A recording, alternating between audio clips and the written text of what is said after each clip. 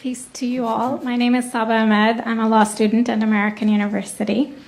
I am here to ask you a simple question. I know that we portray Islam and all Muslims as bad, but there's 1.8 billion Muslim followers of Islam. We have 8 million plus Muslim Americans in this country, and I don't see them represented here. But my question is, how can we fight an ideological war with weapons? How can we ever end this war? The jihadist ideology that you talk about, it's an ideology. How can you ever win this thing if you don't address it ideologically? Great question. I am so glad you're here, and I am so glad you brought that up because it gives us an opportunity to answer.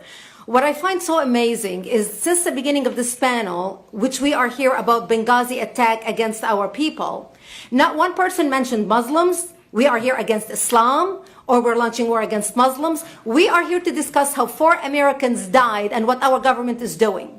We were not here to bash Muslims. You were the one who brought up the issue about most Muslims, not us. And since you brought it up, allow me to elaborate with my answer.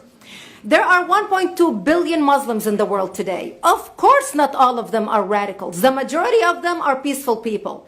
The radicals are estimated to be between 15 to 25%, according to all intelligence services around the world. That leaves 75% of them peaceful people. But when you look at 15 to 25% of the world Muslim population, you're looking at 180 million to 300 million people dedicated to the destruction of Western civilization.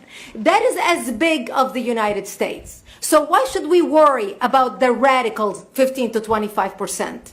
Because it is the radicals that kill. Because it is the radicals that behead and massacre. When you look throughout history, when you look at all the lessons of history, most Germans were peaceful. Yet the Nazis drove the agenda. And as a result, 60 million people died.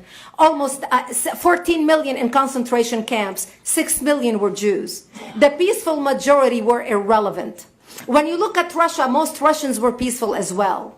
Yet the Russians were able to kill 20 million people. The peaceful majority were irrelevant. When you look at China, for example, most Chinese were peaceful as well. Yet the Chinese were able to kill 70 million people. The peaceful majority were irrelevant. When you look at Japan prior to World War II, most Japanese were peaceful as well. Yet Japan was able to butcher its way across Southeast Asia, killing 12 million people, mostly killed with bayonets and shovels. The peaceful majority were irrelevant. On September 11th in the United States, we had 2.3 million Arab Muslims living in the United States.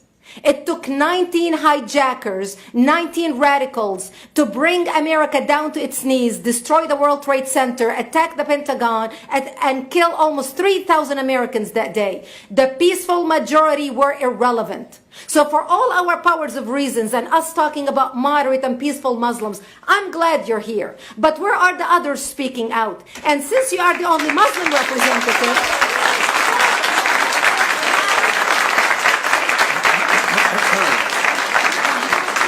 applause till the end.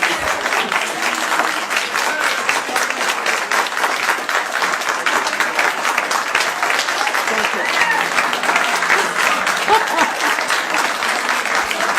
Thank you. And since you're the only Muslim representative in here, you took the limelight instead of speaking about why our government, and I assume, are you an American?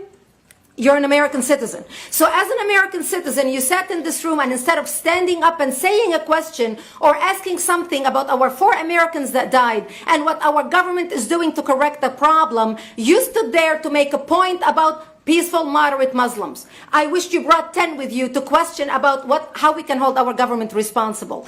It is time we take political correctness and throw it in the garbage where it belongs and stop calling it